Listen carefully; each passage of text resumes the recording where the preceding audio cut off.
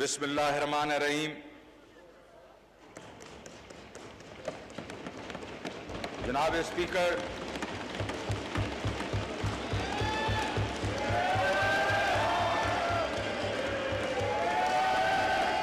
तहरीक-ए-इंसाफ हुकूमत का ये तीसरा बजट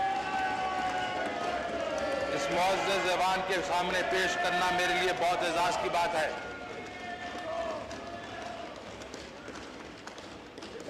वज़ीर आज़म इमरान खान की काबिल और मुतहर्रिक क़यादत में हम मईशत के बेड़े को कई तूफ़ानों से निकाल कर साहिल तक ले आए हैं। मुश्किलात तो दरपेश हैं, मगर मईशत को मुस्तहकम बुनियाद फराहम कर दी गई है। अब ये तरक्की खुशहाली की सिमत रवां दवा है। विरसे में मिलने वाली तबाह हाल मईशत बहाल करने और कोरोना वबा के 3 लहरों से आजमा होने समेत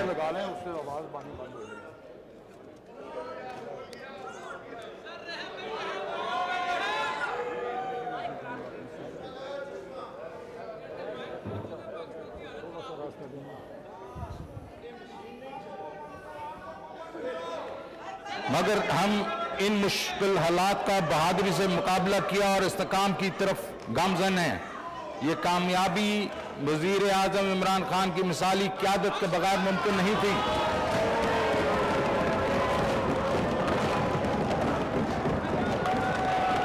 हमें कौन से हालात विरसे में मिले?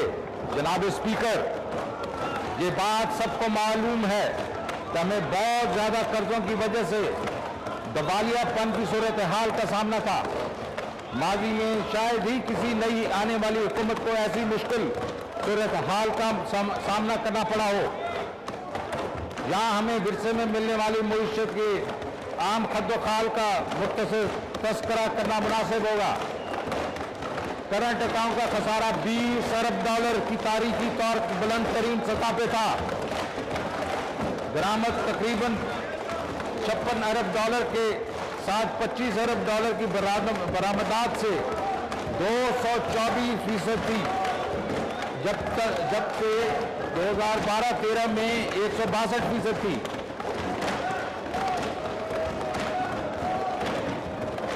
ज्यादा इंपोर्ट्स को ओवर वैल्यू रुपए की गैर हकीकी तौर पर बुलंद एक्सचेंज रेट के जरिए खुसूसी रियायत हासिल थी, जबकि एक्सचेंज रेट तकरीबन 5 साल तक 104 रुपए फी डॉलर पर कायम रखा गया। इस अरसे के दौरान एक्सपोर्ट में -0.14% की शरह से इजाफा हुआ, जबकि इंपोर्ट्स में 100% भी ज्यादा इजाफा हुआ। कर्जे और वजाबात जो 30 जून 2013 को 16 ट्रिलियन रुपए थे, वो 30 जून 18 तक तेजी से बढ़ते तकरीबन 30 ट्रिलियन रुपए हो गए, जिससे कर्जों में 14 ट्रिलियन रुपए या 88% का इजाफा किया गया। शरह सूद को भी मसनूई तौर पर कम रखा गया और तमाम कर्जे स्टेट बैंक के लिए ना कि कमर्शियल बैंक से लिए, जिसकी वजह से मालियाती और कर्जे की मंडी में शदीद अदम तवाज़ुन पैदा हुआ। स्टेट बैंक से कर्जों का हजम 7 ट्रिलियन रुपए की खतरनाक सतह पर पहुंच गया। बजट खसारा जीडीपी का 6.6% था, जो कि गुज़श्ता 5 सालों में सबसे ज्यादा था। बैरूनी ज़र मुबादला के ज़खायर बड़ी हद तक कर्ज लेकर बढ़ाए गए थे, जो जून 2013 में 6 अरब डॉलर थे और 2016 की आखिर बढ़ते हुए 20 अरब डॉलर हो गए।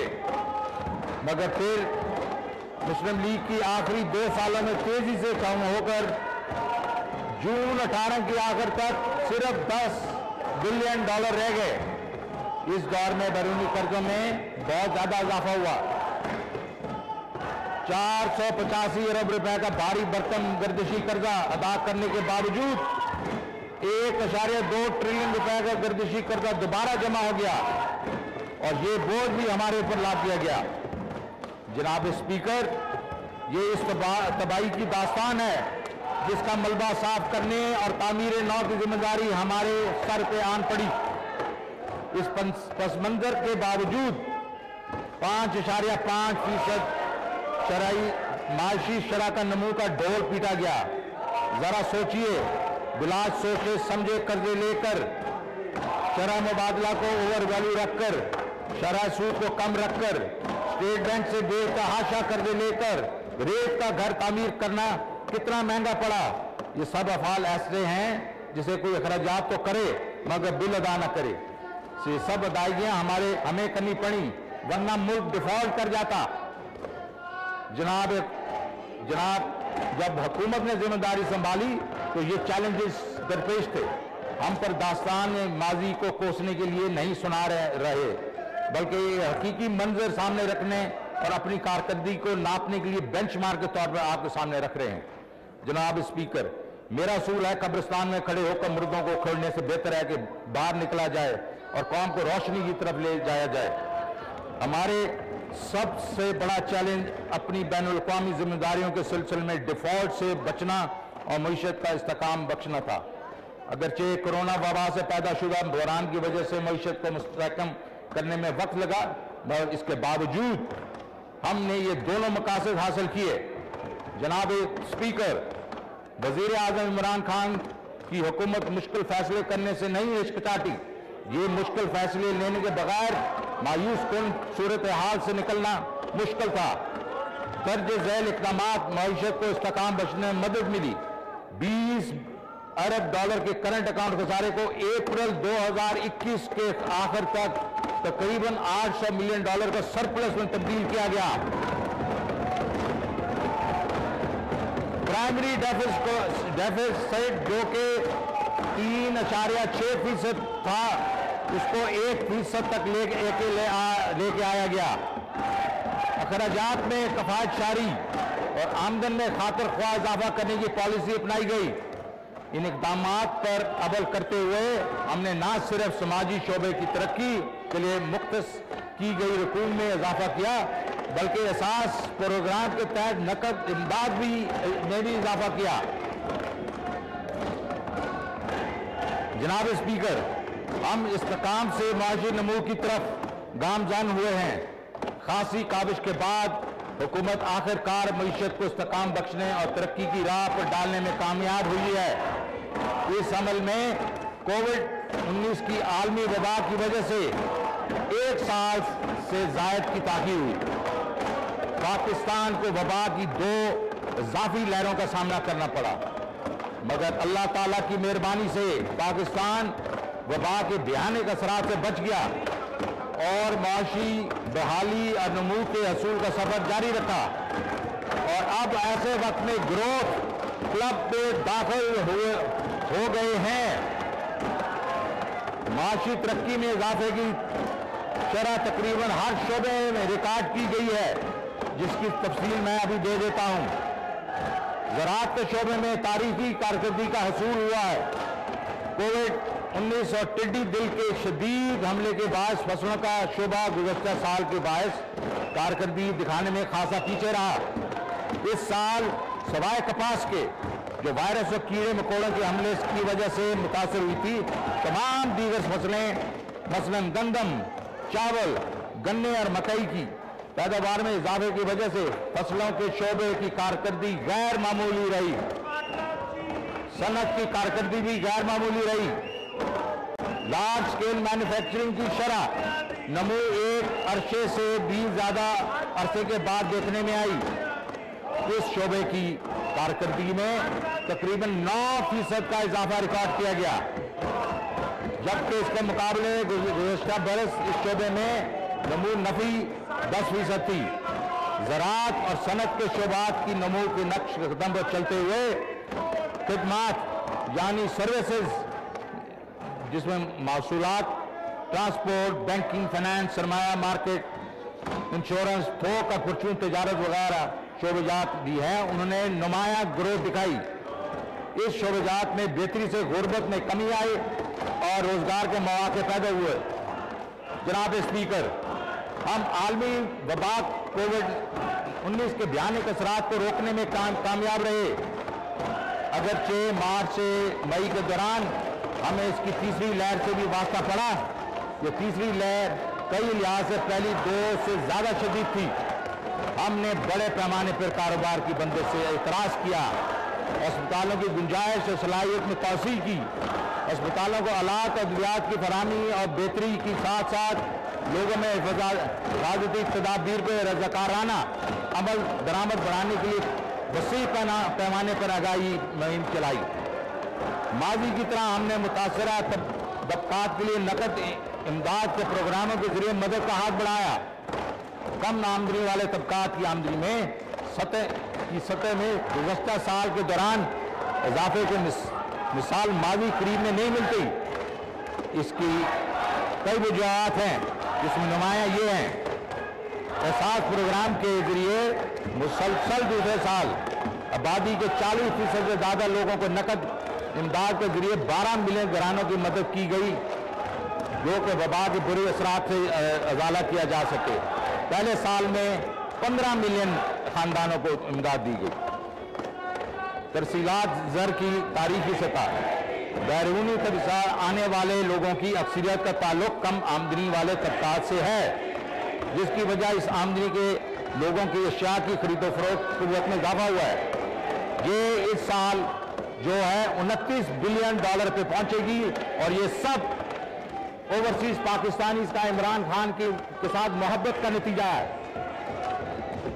हम फसलों के पैदावार में तारीखी इजाफे से किसानों को 3100 अरब रुपए की आमदनी हुई, जबकि इसके मुकाबले में गुज़श्ता साल 2300 अरब रुपए थी, जिससे आमदनी में 32% इजाफा हुआ। इस आमदनी का ज़्यादा हिस्सा कम आमदनी वाले किसानों को हासिल हुआ, जिनकी ज़राई ज़मीन 12.5 एकड़ से कम है। लार्ज स्केल मैन्युफैक्चरिंग के शोबे में नमू से रोज़गार के मौके पैदा होते हैं। इस शोबे की नमू के हुजम में से लोगों को छिने हुए रोज़गार कोविड-19 से कबल की सतह पर बहाली की निशानदेही हो रही है, बल्कि रोज़गार में मज़ीद इजाफा हुआ है, क्योंकि गुज़श्ता एक दिहाई से ज़्यादा अरसे में इस ग्रोथ की नज़ीर नहीं मिलती। खिदमात के शोबे की नमू में इजाफा खास तौर पे ई कामर्स और दीगर फिनटेक एप्लीकेशन के जरिए ऑनलाइन खरीदारों में बेहतरी, रोज़गार के मौके में मज़ीद इजाफे की अक्कास है। कोविड-19 के बावजूद गुज़श्ता एक साल में फी कस आमदनी में 15% इजाफा हुआ है।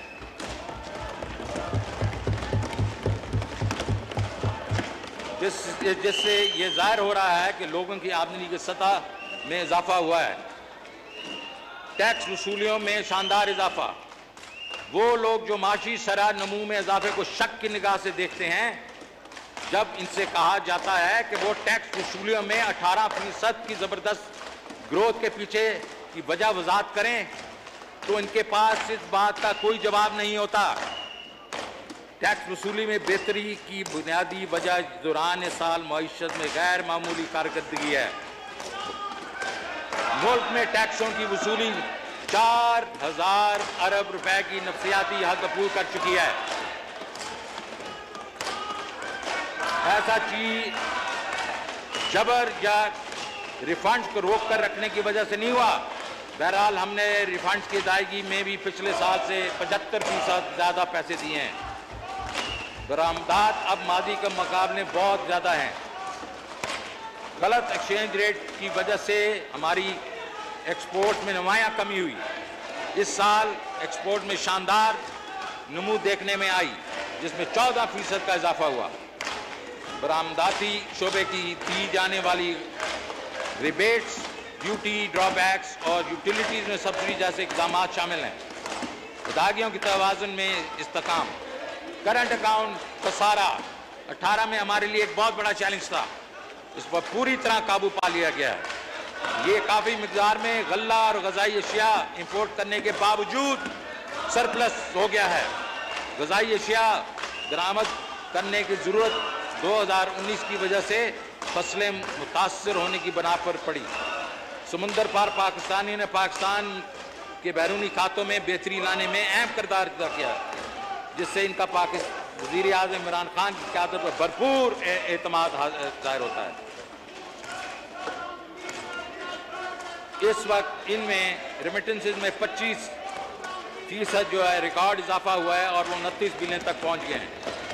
बैरूनी ज़र मुबादला के नाजुक सूरत हाल न सिर्फ मुस्तकम हुई है बल्कि इसमें बेहतरी और इजाफा हुआ है।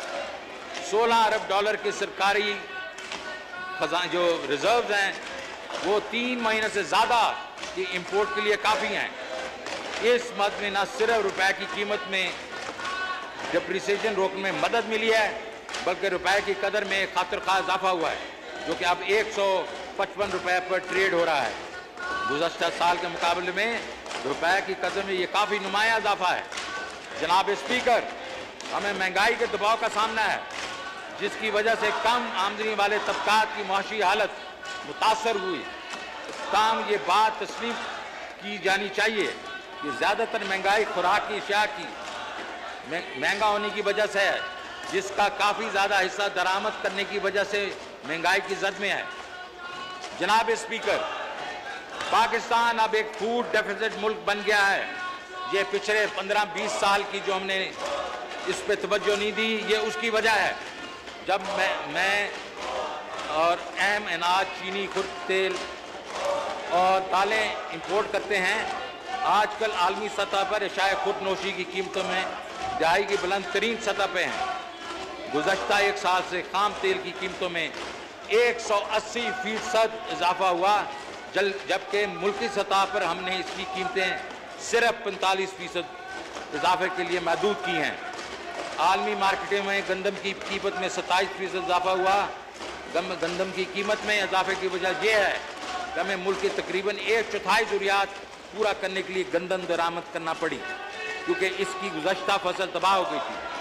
चीनी की कीमत में बैनुल-अक़वामी सतह पे 56% इजाफा हुआ मगर मुल्क की सतह पर यह सिर्फ 18% महंगी हुई। हमें चीनी की कीमत इजाफे रोकने के लिए दरामद का सहारा लेना पड़ा। खुर्दनी तेल की कीमतों में भी बैनुल-अक़वामी मार्केटों में 76% का इजाफा जबकि मुकामी मार्केट में इसकी कीमत सिर्फ 21% हो गई।